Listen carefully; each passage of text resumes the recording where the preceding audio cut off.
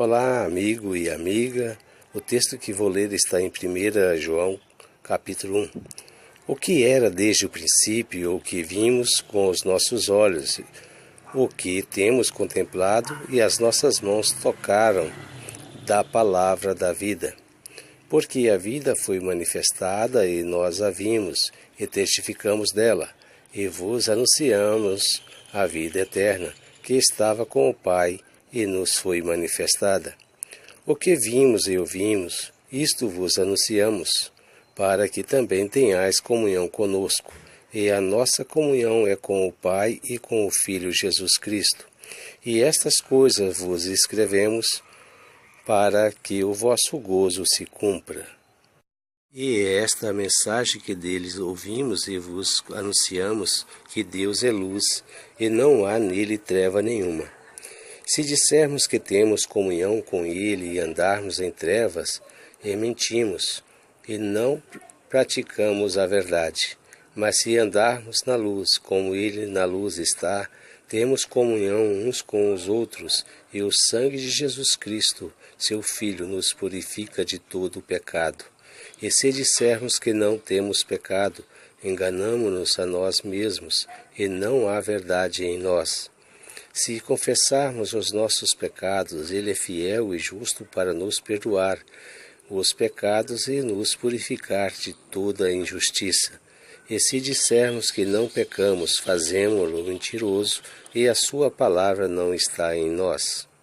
João defende a vida eterna em função de Cristo. Ela só pode ser obtida mediante a fé em Jesus Cristo e a comunhão com Ele.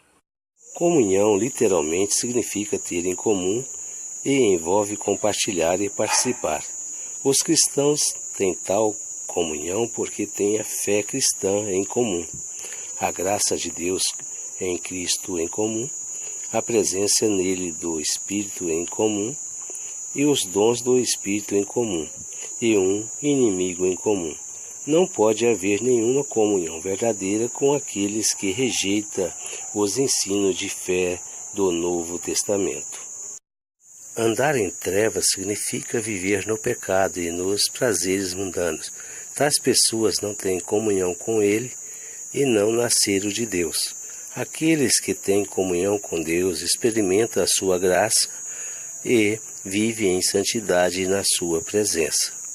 Andarmos na luz, isto significa crer na verdade de Deus conforme revelada na sua palavra e esforçar-se continuamente por sua graça para cumpri-la por palavras e obras. O sangue de Jesus Cristo, seu Filho, nos purifica de todo o pecado, refere-se à obra contínua de santificação dentro do cristão e à purificação contínua pelo sangue de Cristo dos nossos pecados involuntários.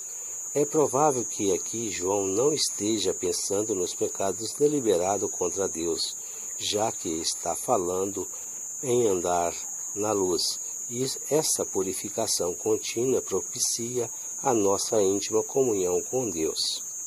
Se dissermos que não temos pecado, João emprega o substantivo pecado em vez de da forma verbal pecamos, para enfatizar o pecado como um princípio inamente da natureza humana. João está provavelmente argumentando contra os que afirmam que o pecado não existe como um princípio ou poder na natureza humana, ou contra os que afirmam que as más ações que eles cometem não são realmente pecado. Estas heresias continuam ainda hoje.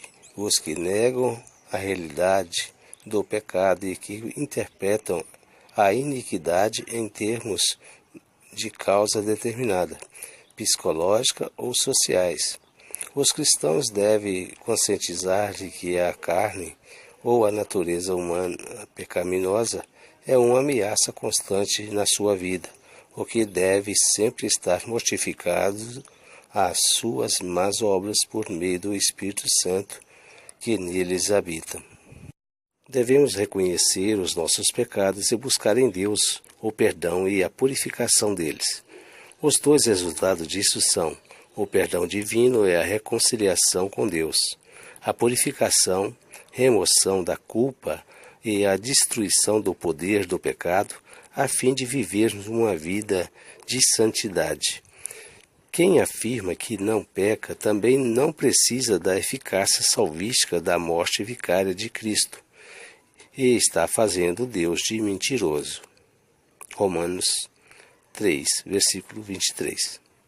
Se você gostou deste áudio, deixa seu like e se inscreva no canal. E que Deus possa abençoar você e toda a sua família em nome de Jesus.